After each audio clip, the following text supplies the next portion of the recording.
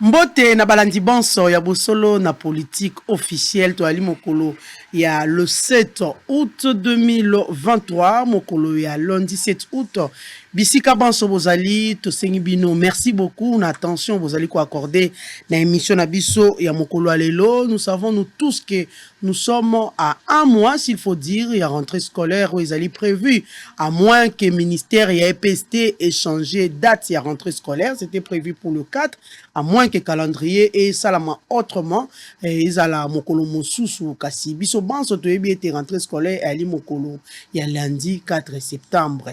Kasi bandeko balandi un mois yango yo boni na kati ya ministère et enseignement primaire secondaire pe technique boni ba komi lengela yango wana mokolo alelo toko solo la penza mai matali enseignement parce que toko mona na minutes o ba parents ba kolala pongi malamu te pongi ya malamu te ezalaka moto akolala yango te tango akolota ete fo futa ndako kasi ba parents na minutes o lisolo ekobeta mobe na monoko faut ko milengela pona ba fourniture scolaire il faut pe ko milengela pona mai matali a compte o ba école exige avant ete mwana abanda penza kelasi avant ete rentrée scolaire parents nyonso il faut akende couper sa compte to moni pe na ba école mingi bati yango système bancaire to ebité ali obeba mesure ya sika ministre ya EPST Tony Mwaba zui to ndenge nini to kosolola yango nandeko oazali na kati ya plateau na biso. Mais avant tout nous allons d'abord prendre les informations du jour. Nord Kivu, 9 civils tués à Rutshuru, les M23 soupçonnés. Reprise de l'affaire Kabound devant la Cour de cassation, c'est lundi. Le gouvernement soulage les entreprises pétrolières avec un arrêté interministériel fixant les mécanismes de mobilisation des fonds pour les paiements de pertes et manques à gagner. Jeux de la francophonie. La RDC termine 9e avec 34 médailles, dont 5 or au classement général. Élections législatives. Les regroupements appelés à déposer la liste de leurs partis politiques au ministère de l'Intérieur. RDC. Les gouvernements s'engagent à payer la totalité des manques à gagner aux sociétés pétrolières. Ituri à Mombasa, le jeune manifeste ce lundi pour exiger les remplacements de la 31e brigade de FARDC. Ituri toujours. Retour des milliers de déplacés après les opérations militaires sur l'axe Komanda et Tchabi. Et enfin, la logistique et la formation des unités sont des acquis pour une armée congolaise solide, selon le ministre Jean-Pierre Bemba.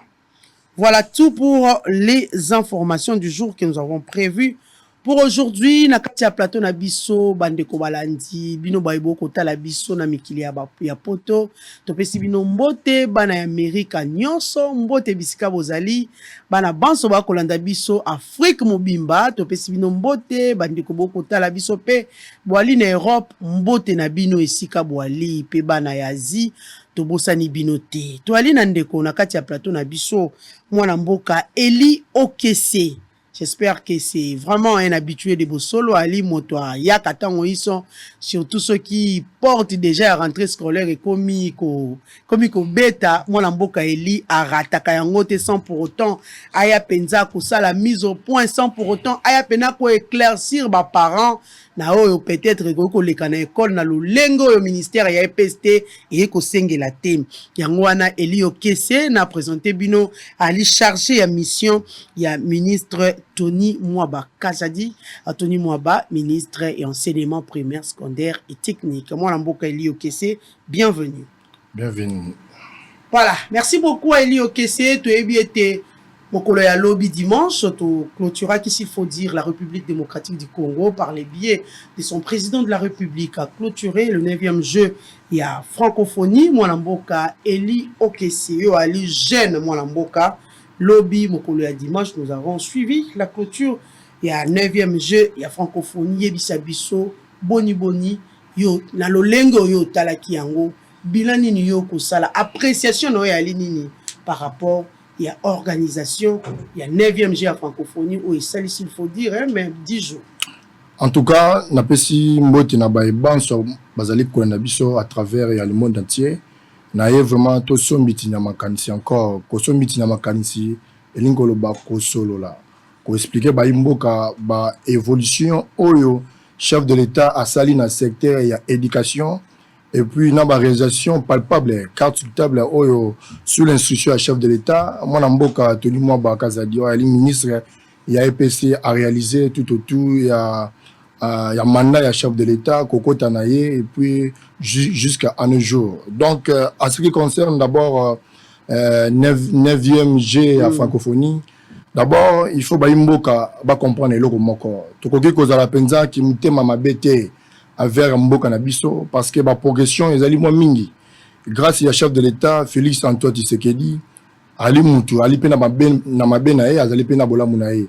Bola munaye o ezali komonisa pole et pas ba kongomani RDC et zongi na esika na ngo sur le plan diplomatie parce que eloko o esale minager ya 9e G ya francophonie et linko lobakeno Congo etelemi ba paya ya monde entier ba komi ko betali solo ya Congo et ali vision politique ya chef de l'État a été mise en place la diplomatie et elle peut volonté à mon amboka Félix Tshisekedi na ndenge nini lelo monde entier mobimba et comme ko le la RDC elle volonté politique ya chef de l'État comment d'abord yemoko d'abord ki bomoto na ye ali papa ali kinois ali kongomani ali a besoin que non Congo na biso elata image ya sika lelo partout dans le monde, biso de tambola la mikila poto à travers le monde entier, ba komi ko respecter ba congolais. Et là o ba toi zongo na ndenge moko ya ba vanti penza te parce que congolais a se retrouver congolais ba komi ko pesa ye, ba on est grâce à la volonté diplomatique ya chef de l'État. À travers le monde entier, ba komi ko lobela mboka o ezala kité. Lelo e komi ko lobama grâce à chef de l'État. Pourquoi chef de l'État pour tout le monde a un gouvernement le cas na pouvoir le cas batika ko pesa ba jeunesse chancité tout le monde a ba décision on a ba au sein du gouvernement au sein ya ba entreprise mokonza mboka pesi chance et pas ya bilenge biso bilenge to ali fier et te po mokonto depuis kala to banaki ozela mutu o akopouvoir biso akopesa biso chance mokonza mboka ye na ba décision nyonso tout au sommet ya ba entreprise à l'État au monde ba jeune bali aussi ya gouverner au sein du gouvernement ba jeune bali donc elingo lo bakino ba jeune totika kozala jamais manipulé par ba politicien OMT mabe total avenir ya mboka na biso total na face to ali na mboka mosusu te à part Congo surtout to moni muto wa ali na ba vision ali ko pesa biso ba promouvoir ali ko promouvoir biso ko pesa biso chance ezali Félix Tshisekedi pourquoi pas biso ba jeune tout soutenir et on moni que dans discours il y a causerie morale entre ba jeune na chef de l'État à l'obaki que bino ba jeune boyali à venir à lelo c'est-à-dire que non to sengeli ko koma histoire na biso ya lelo to sengeli ko kota na ba distraction te ya ba politicien pour être politicien ta la intérêt na ye na biso total la intérêt à moko lokola Antoine Félix Tshisekedi dazali ko pesa biso mais par rapport à l'organisation on qui angololé en tout cas pour la organisation le déroulement dès le début jusqu'à la fin en tout cas biso to ali na ba ninga oyo ba participer ki na ba jeu mususu le kaki en tout cas congolais biso ba congolais to organiser le Congo leki malamu sur le plan organisationnel 5-6-5 sur le plan malgré que ba moi ba kokoso o ezalaki na ba logement to na mais ezalaki résolu dans le calme en tout cas image mboka ekenaki donc à 100%. Surtout quand on a des détails, en tout cas, tu as moins temps. Mais ce qui est plus important que non, Congolais, biso ba Congolais, diplomatie na biso et zongi image na biso et zali balaye, to komi ko zonga na nzela na biso. Donc ba komi pe Congo grâce à vision politique. Au gros à nos chefs de l'État so na mungu ya mboka na ote, wana volonté te mboka eta molate. Voilà, merci beaucoup à vous Eli Okese. Nous allons prendre vraiment CG, s'il faut dire, Oyo. ememio nakati ya plateau na biso ya Bosolo na politique officielle. Je l'ai dit tantôt que nous sommes à quelques semaines, s'il faut dire, un mois, 4 semaines, il y a rentrée scolaire, Eli Okessie devant le porte de Bosolo na politique nini ememio oyo mwana mboka Tony Mwaba lobi pena Eli yo ali bus autorisé kende koloba na kati ya Bosolo na politique. D'abord, il faut qu'on remercie le chef de l'État, Félix Antoine Tshisekedi. Pourquoi le chef de l'État? Parce que des années, oyo biso ba kongomani, ba policier, ba soda, population autre qui na kati ya escroquerie, hôtel ya gratuité de l'enseignement, c'est-à-dire quoi? Gratuité est un article 43 alinéa 5 et petit ndingi c'était bana nyonso ya Congo mobimba basengeli kotanga ofele. Mais na pouvoir les cas qui tout ce qui peut péter, tout ce qui population té, bamangi ko nion ko la population, ko fout sa bango, monga minerval, mais ki mutema mabe wana ezala ki mingi pas bakonzi akala. Mais tant au pouvoir ya Nzambe ba kongomani ba voter Antoine Félix Tshisekedi, comment na ke mwana oyo azalaki pemeni ya population tant a komi na bokonzi ba pesi mandat président Félix Ebiso to nyokwami to pesio mandat sunga biso koko manaye na bokonzi na 2009 akena na mi chemin te ba biso to zo ba chance ya reçoit na chef de l'État avant comme président biblique et qui projet na depuis longtemps à l'éloté, c'est-à-dire que non comment na étant a commis na place à bokonzi wana a mise applicabilité en tout cas gratuité enseignement article 43 linéa 6 si je ne me trompe pas abinisi yango na polyalobi que non moi na nyon surtout enseigner kotanga ofeli et ça la honte que le roman Félix c'est que a créé en côté akuti en projet ya constitution et c'est que muto azali na mu ya mboka na ye tout ce que d'abord ko biso ba opposant biso banal tué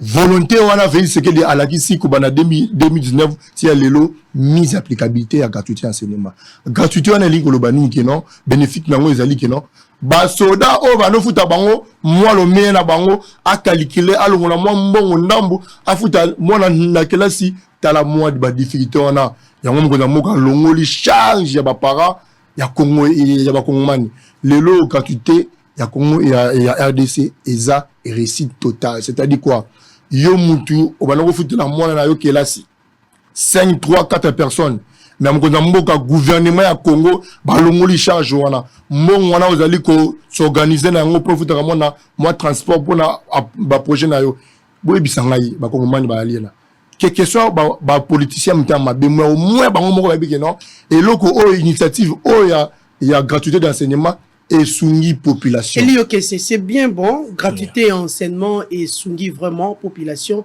Mais dites-nous un peu, est-ce que le ministère EPST Azwaka Penza tant il y a que ça la suivi na ba école oyo bazali donc gratuité et enseignement. Donc presque toute l'année hein. D'abord les gens ont crié na voilà, la qualité voilà, voilà. Est-ce que c'est ça? Au moni ba imboka il faut ba tout ce que rappelle qu'on critiquer en tout moment maintenant ba pe place to outil na place au toali na place au toali ko kende.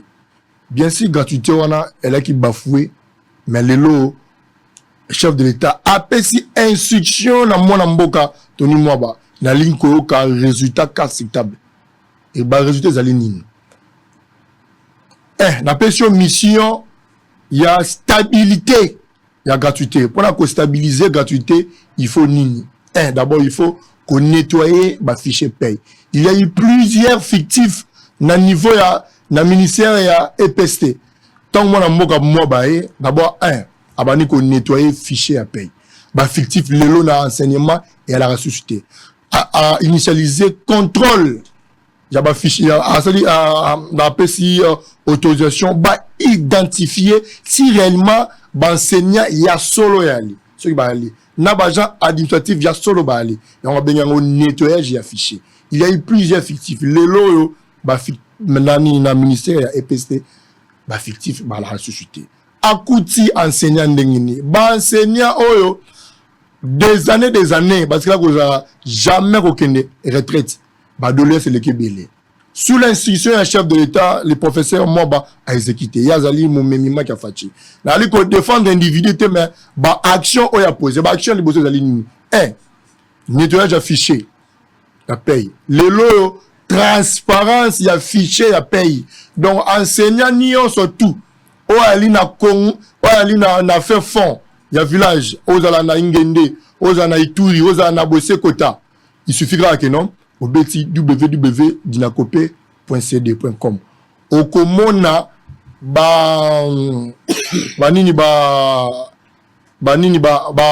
fichier o eko indiqué que non paye na yo ozali na quel établissement ou ali ko futa na banque nini en plus ozali ko yeba évolution ya paye na yo ce qui paye elongo na budget et que na finance et que na ordonnancement et que na banque sur le plan de traçabilité ya fichier paye on a ozali ko indiquer transparence ya fichier paye ozali ko indiquer non enseignant ou bien agent administratif ali ko yeba évolution ya paye na ye à la loupe ceux qui paye ici et ali ko indiquer que non paye na banque tel ici paye na banque tel ici donc ezali ba question tellement mingi oyo mona mboka nani Tony Mwamba a réalisé sous l'institution du chef de l'État toki musika depuis Congo ezala Congo nanu ba enseignant ba tika ko kende et retraité ba musu ba kufa ba musu tant mona mboka Nani Fachi, sous l'institution du chef de l'État, professeur Mwamba a exécuté le plan, les lots enseignants, retraités, progressivement. D'abord, au salaire à l'immobilier. Au moment où na ministère ya EPST, les lots, a rencontré d'inglaté. Si réellement, vrais enseignants, au bali na numéro matricule identifié, reconnu, parce que tu as vu ce tuto, tu as vu que non, vu que la difficulté est liée, entre Bissomé, il y a eu des falsifications. Il y a des documents, il y a eu des faux diplômes, il y a des faux documents. Oh, yo, Kongomani, côté qui na katia EPST, ça lui surcharge. Donc, on ça lui contrôle et affiché à paye. On a pu déclasser, enseignant normal, le lot, un enseignant normal, il reconnu officiellement, à salaire nae, à Roy Koloba, ma bé à gratuité. C'est-à-dire quoi? Quand on Félix Tshisekedi Antoine, avant Fachi, de 1960 jusqu'à 2018, il y a eu un nombre d'écoles.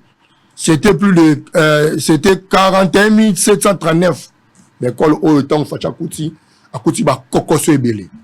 Kokoso sur quel plan? Sur le plan 1. Infrastructure ou bien non, surtout on est parce que balobi quand bana na ba salle de classe na ba école catholique il faut dire qui na bango ba 20 les loba na ba 60 est-ce que vous avez pensé pour cette année minorité à battu bien total groupe ya individu moko bien un intérêt commun général ya population l'état congolais a un devoir ya ko protéger citoyen citoyen a devoir ya ko tangisa bana na ofele l'état congolais a faut soka bango na kati ya eza droit na kati ya constitution et puis ndingisa article 43 depuis que moi na surtout à 60 na place à 20 to 30 ezali ba progression mo esalemi mingi il y a eu ba tant Fachi avant kota na bokodinaye il y a eu plusieurs revendications on sait batu bano futa mate batu tu ba yebi ba détournement ba fond tant Fachi akoti le lo NP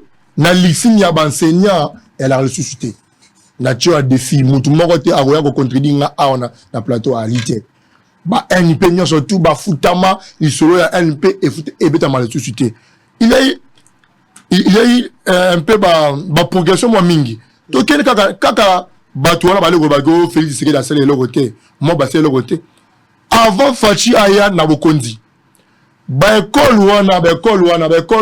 école prestige Baboto, Likia, les frais de fonctionnement na bango ezaki combien? Écrit 45 000 francs avant Fachi. Mais Fachi a continué sur le sujet chef de l'État, Tony Mwamba, quand na nettoyage affiché à paye, il faut pas féliciter mon amboka, Tony Mwamba. Na rigueur na ye à Moussala, le lot monique non, qu'on a 45 000 francs, qu'on a 2 445 000. 2 445 000 na l'école prestige. L'école prestige ezali l'école nini. Ba Boboto, ba Likia, l'école il y a 1 à 11 classes. de 45 000 francs à 200 000. Félix Tshisekedi ali kosala eloko te. Kolongo wana ba enseignant nombre fictif ya ba agent elle a qui 410 254 avant Fati, mais pendant Fati 689 438. Yebisangaye Fati zaka mabe enveloppe salariale monsolo oyo l'État congolais abanaki ko disposer na ministère ya EPC. Enveloppe mensuelle qui de 70 milliards de francs congolais. Le lot comme à 246 milliards 295 000. Donc augmentation il y a 176 milliards 140 000 et quelques. Pourcentage nango c'est 200 et 251. Pourcentage il y a augmentation. Bon moni ben fond au gouvernement il y a ça maloko na ça. Voilà. Là, vous parlez en termes de chiffres, c'est bien bon. Voilà. Nous allons faire cet effort, nous allons faire cet effort. Le bateau Penza Bakitara na terrain. Ça, il a vu son constat à 4 semaines. Il y a rentrée scolaire, allons-y doucement. Voilà. Parce que Ezana ba école Mususu, Ndenga Kaousko cité tout à l'heure, ba combo ya ba école. Et yana ba école Mususu Tilelo. Moi, ba pesa résultat à moi en réalité. Mais ali na école, oh, ali na gratuité. Ba ko exiger moi mi solo ya mike. Yango na tuna ki omotuna, est-ce que Penza est pesté? Asalaka suivi na kati ya ba école wana. D'abord, na rebisa yo ki na soki obike. Moi mi soupé, ba ko zo mon solo. Ezali ke au moins soki obike, ezali ka ba malatandi. Mais le ministre moi ba il est le seul ministre oyo à Tamboli, à sali visite d'itinérance dans tout étendue à Congo Mobimba. Il y a les ministres qui ont fait na bureauté. Bah, il y a sembo pour la réalité ali. La réalité. Ba école a été mais ali. Voilà, tu vois que ni na bosolo mingi parce que aux ali bosolo na politique. Ba tika te ba imboka ba maman on va aller na ba faire fond. Ba to ali na mikila poto, ba comprendre que non progressivement évaluation il y a sous certaines éducations, il y a mon ganabiso essaie évoluer. C'est-à-dire quoi? Mon candidat est pesté tant en côté sous l'instruction du chef de l'État. Le chef de l'État c'est un résultat calculable. C'est-à-dire que non, il y a mon minimum qui n'a pas il faut l'engla gratuité. Atamoli actionné à travers Congo Mobimba. Tout ça, il y a visite d'itinérance. Au ministère mon côté. Il y a pour avoir un problème réel, il y a sous certains il faut commencer le terrain.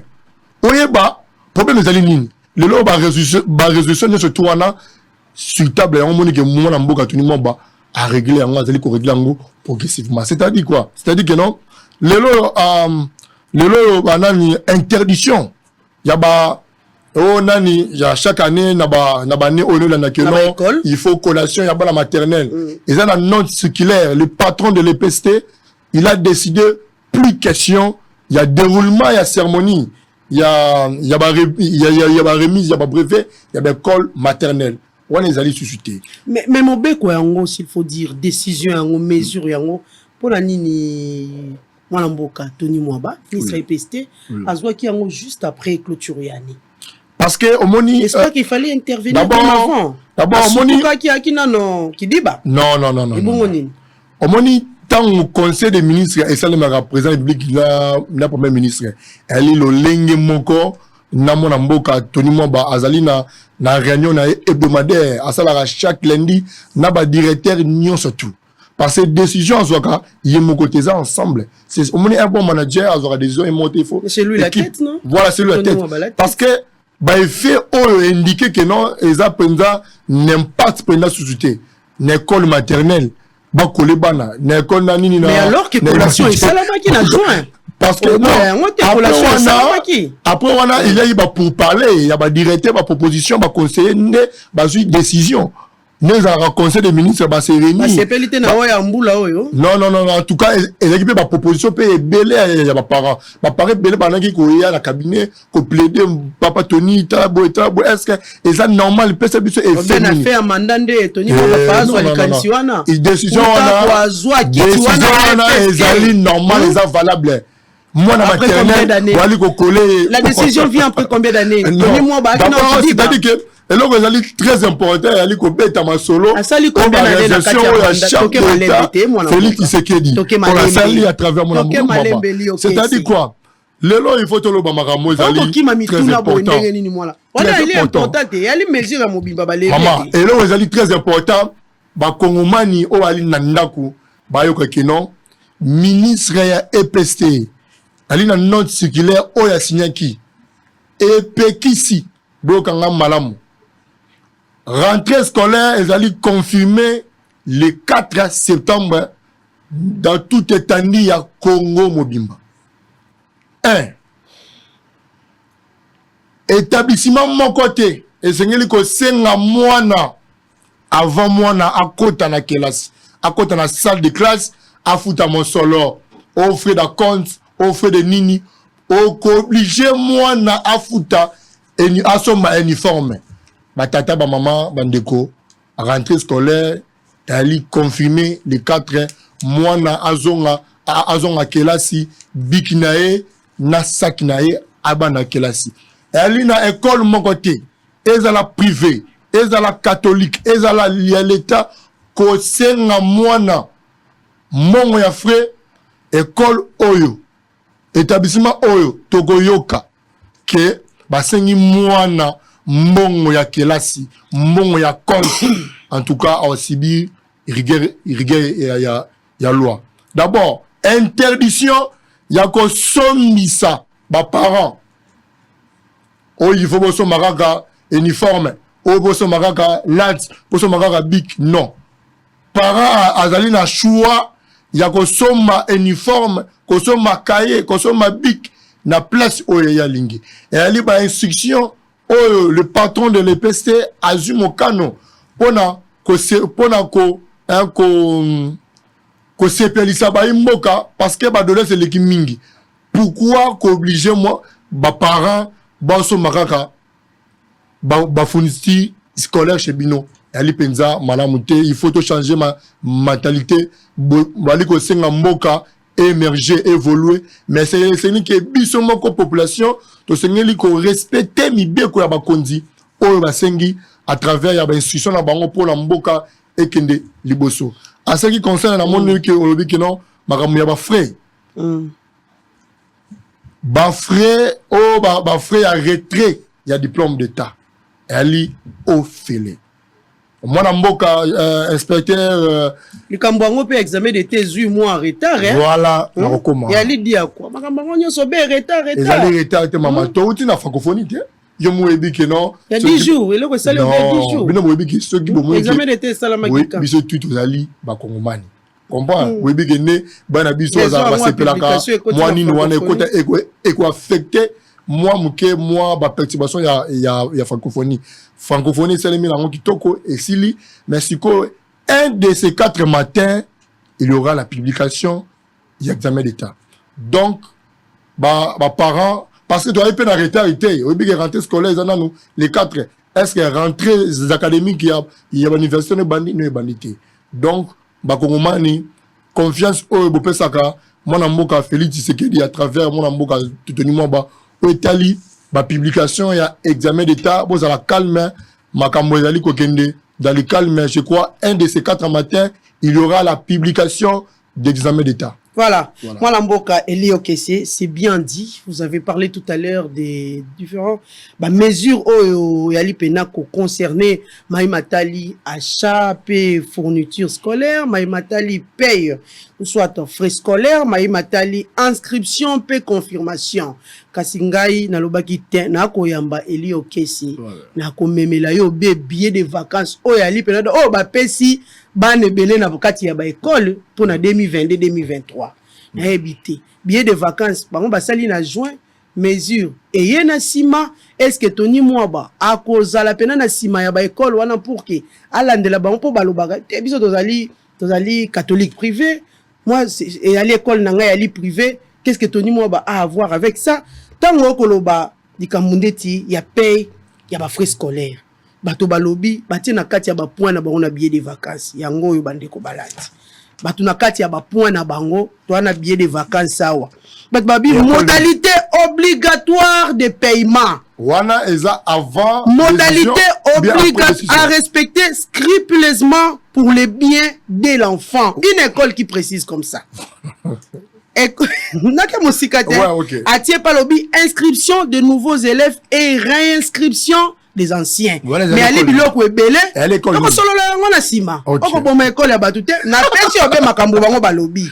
Na pesi obe bango balobi. Balobi ba frais ba beti li solo ya versement ya première tranche o bango bazali ko considérer comme à compte et loko yo moto akokamba EPST mokambi EPST aboyi likambo ya versement ya premier compte mais basi ba beti c'était parce que pour l'instant ba école o ba futaka na ba banque ba école ba ko futa ba compte na ba banque quel est le DG ko salama ba parents ba ko weli sa pona ko pesa compte pona ko battre la place ya mwana na kati ya salle de classe ndeko est-ce que d'abord ba sala rapport de faire dans l'état congolais likambo ya suivi est-ce que l'état congolais suivi ali makasi école ko banga mais ce qui suivi ali est-ce que l'état congolais ba sala rapport de faire naï ce qui un individu a ça la rapport de faire dans l'état bimo bumbo biso na école moko ce qui école moko akoki ko OK c'est ngana ko luka yo le 4 hein ngai na biso yoki na kaka na école na koyela yo na preuve ya moto apesi ya compte avant na kati ya banque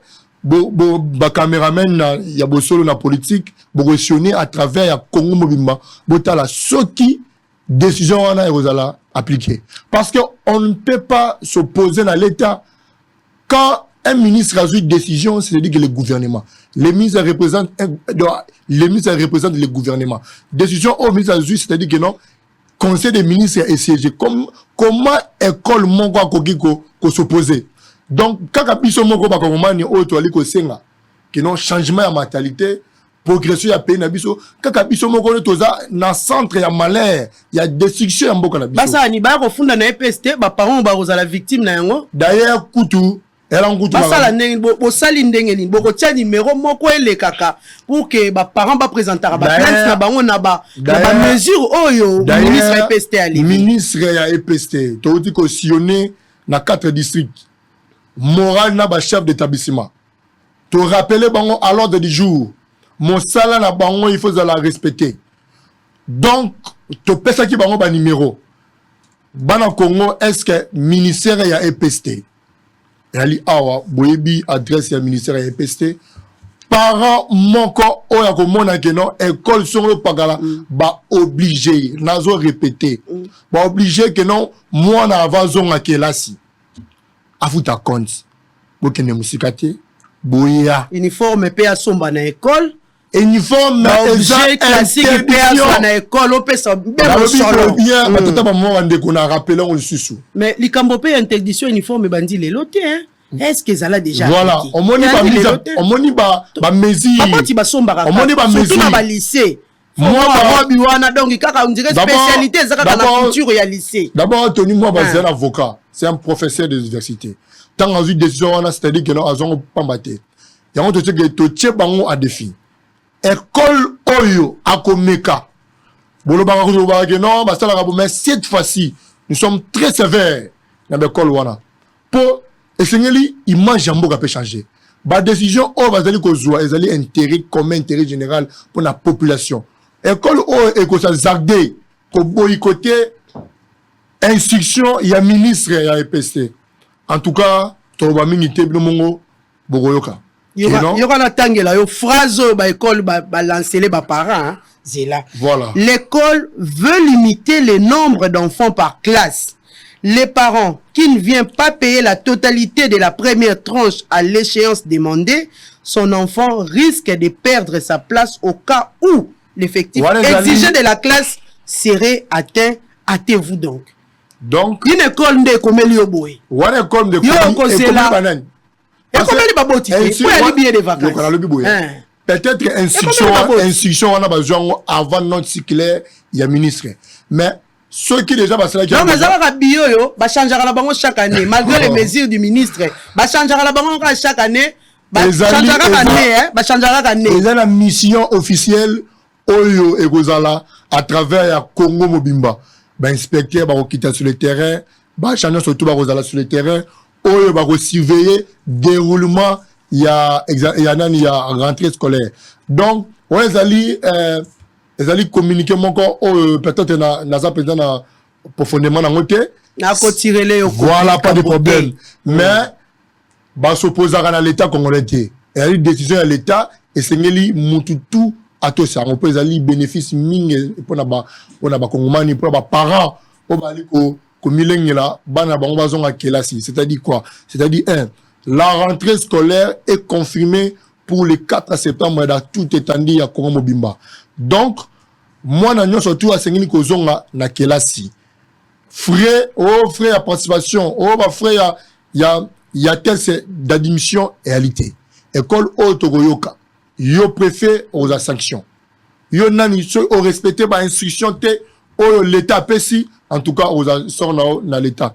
Donc mboka Sengini Kokende na mibeko fait Sengini toto sa mibeko. Ça ceux qui toto sa mibeko te et vous allez m'avoir plein pour biso ka nemu vous allez réclamer changement. Eli okesi bana Kinshasa ba ko tala biso bana banso ya République démocratique du Congo ba ko landa biso ba yo penza ba ko milengila pona kotinda bana na bango na kelasi. Est-ce que yo moko vraiment en toute conscience ou ali sûr que message on a ko passer ya ministre a EPST à 4 semaines et rentrée scolaire, est-ce que vraiment vous allez mis en application? Parce que les parents, bazolanda yo babi, bamisu tsunami to ba ko douter, bamisu pe ba ko ba balo baraka kaboye mais ba sala ka lokote. Nini oyo ba boti, nini o ba parents ba ko sala au cas où ba responsable ya ba école ba respecter ba mesure ya moto ako kama EPST. Nini oyo fait ba sala. Nazali si ke ba ko respecter autant pour la nini. Parce que na uti ko yebisa ok non. To uti ko cautionner ba parents bana moyen te ya ko na ministre au cas où situation est changée moral le patron de la le patron ya EPC plutôt aleka ki na 4 districts après 4 districts to kena ki na Congo central aliko abendi ba chef d'établissement matoi ya nde ya yambo ko benda yango yo avec te abenda kaka mais c'est passé qui m'a fara les ministres face ya ba chef d'établissement et ça a mis dans na 4 districts et puis toujours continuer nango donc les alliés au moins tant ministre a eu décision oyo ba on tout baza averti oya ko oser ko boycotter même des personnes na bango ba prévenir bango déjà école oyo ko boycotter en tout cas ba s'opposer à la loi te ya ba na décision ya mboka te bato ba ko landa yo yo keso ko tika numéro na yo na réception pas de problème ba boti o ba ko za la victime na mayo kesa ko loba porte ya bosolo ya li polele ba ya bazwa numéro peut-être là ko kutisa bango numéro EPC ali je crois téléphone est fermé mais le na nini na pesi bango mais après émission na pesa ba ko benga yo donc to yali wana il faut te féliciter gouvernement na biso le loyo ba en union sur la Congo Bimba ba futami le loyo prime ya gratuité bango nyonso ba en ibali aligné na moi oye na mona ki ba question et bon respecter pe ba revendication ya ba enseignant pour que au moins il faut ba nouvelle année za la moi mbilinga te moi syndicat bimina balabala sali aye mo akena ye memo na primature nani nekola ngai ya moi c'est au président émission kitoko. D'abord il faut ba imboka ba remercier d'abord effort ya gouvernement na sepeli mingi na décision gouvernement ba 6 ya mo la lodge entre gouvernement na ba syndical en tout cas na osenga na ba imboka ba o ba yebi Emery Masunga syndicaliste azali société akufaki na ba 6 ya mo la lodge ya mona ke affecta ki penza bandeko parce que Emery Masunga ala ki l'un des piliers il y a gratuité donc il y a vraiment un monto les plus grands défenseurs il y a enseignant o awoti ko tikabiso que son nom repose en paix le patron de l'EPST a souhaité ba condoléances naé après ba condoléances naé na famille naé biologique na famille il y a EPST donc gouvernement il y a ça malokonde ba promettre biso enveloppe il y a 41 milliards de francs congolais. Je dis que non tout na ba francophonie à part EPST ali pe na ba ministère mususu oyo bazali ko senga pe ba pe na ba besoin mais gouvernement ayo ki ko lela ya biso a débloqué une enveloppe il y a 19 milliards. Yango esali que non ba fouti ba en union surtout oyo bazali ba ki sous-payé ba muso ba rotu ba futami ba sous-payé non surtout ba futami ba NI tout ba futami ba bureau gestionnaire nion surtout oh ba qui na problème il y a paiement il y a ba frais de fonctionnement na précisé bien ba frais de fonctionnement il y a ba bureau gestionnaire nion surtout elle est payé donc nani frais à gratuité de l'enseignement le moins de 30 000 francs et comme na 60 000 francs elle y a un fort mingi au gouvernement la Samolokone à travers le ministre Tony Mwamba les lots enseignants ou alina na fait fort ali ko zo monsolo naie à temps réel ali ko yeba paye naie pour que nani paye naie sur les bandits PP Suki le lot na ministère il y a enseignement le premier ministre il a instruit abi il faut pour exemple il y a ministère EPST tout est opérationnel. La transparence, on sait un ministère à EPST. Au retrait à diplôme d'État, c'est gratuit au fait. En plus, bana o ba mezana ko bandela ba classe et plutôt ko changer ba classe comme ta classe 5 € jour. Makamwana bu pia. Fichier ya identification. Moi na élève venir sortir à Congo Mobimba, ali na numéro na ye. Au moyen au bandeli classe, autre sur classe et elle suscité. Parce que Moussa les salami mingi. Donc, résultat, dans le secteur, il y a éducation, elle est positive. Donc, chef de l'État, dans le deuxième mandat, sous la leadership, il y a mon amour à tenir moi, dans le secteur, il y a éducation. En tout cas, paiement, il y a une nouvelle unité, augmentation, il y a des frais de fonctionnement, il y a des établissements publics qui sont surtout, foutami. L'école où il y a des problèmes, il y a fait de fonctionnement, il y a Congo Mobimba, on a payé. Donc, ils ont sur le Cameroun, il y a Golobate que, oh, Balobaki te. Résultat, carte citable, oh, Monani na Pole, oh, Mwana Mboka, Félix Tshisekedi, sur l'institution et chef de l'État, de Mwana Mboka, Tony Mwamba, a réalisé Marambezali et belé la secteur éducation, enseignant. Imaginez, opération ou identification, il y a des vrais enseignants. Parce que toi, il y a Congo. Coco, tu as mon amour, moi, en tout cas, il y a qui pito parler. Il faut arrêter, l'école de Lukuta, il faut belé. Imaginez, à nettoyer le fichier, à payer. La stabilité, la gratuité, l'enseignement, la transparence au sein de l'Ingolo le chef de l'État, a un deuxième mandat, dans le secteur de l'éducation, où le monde a beaucoup tenu moi aller superviser. Et bon inspecteur va réclamer. Voilà. On peut pas gréver. Le bas moi le bas. Voilà, OK. Une minute comme ça. Mon tunion surtout oh a sali mon sala naie. Pour ba réclamation elle. Mon tunion surtout a sali mon sala naie azali na droit et les foot naie. D'abord, il faut ba imboka ba kongomani ba non. Ministère ya EPST a futakate. Muta futaka ya ministère ya finance. Budget à élaborer. Finance à exécuter. Bah, inspecteur, on a, bah, toi, il faut revendiquer. Oui, bah, il a droit à revendiquer. Mais qu'on revendiquer en ordre. C'est que non, tout le monde a pexé, bah, on était. Nous, c'est moi, bah, pexé, bah, revendiquer, qu'on revendiquer, place, ni, oh, c'est ni, qu'on revendiquer.